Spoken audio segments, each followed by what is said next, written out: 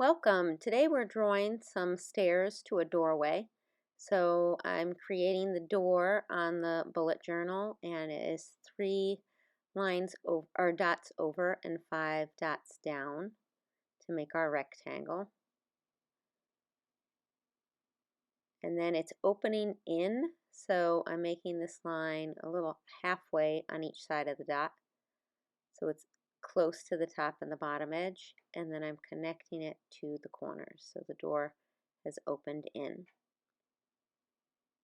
And now we're adding our stairs, and they're rectangles, but they're going to get progressively bigger as we come down and a little bit wider.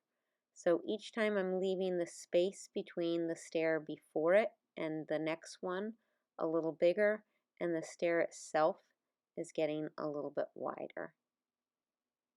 And you can put as many stairs as you want. And this is the face of the stair that we're making.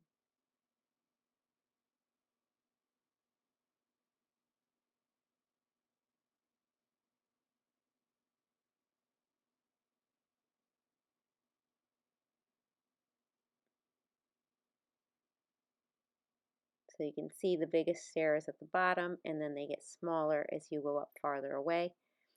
I add the color in here so that you can really differentiate which are which, and you could leave it actually just like that without doing this part.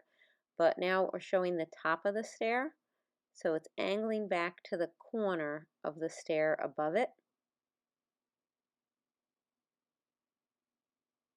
giving it a little perspective that you're going up to the door.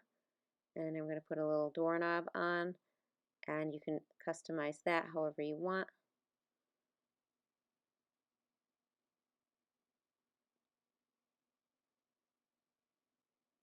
And then I add some blue saying that we're off to better things, but you can put whatever you want out here as well.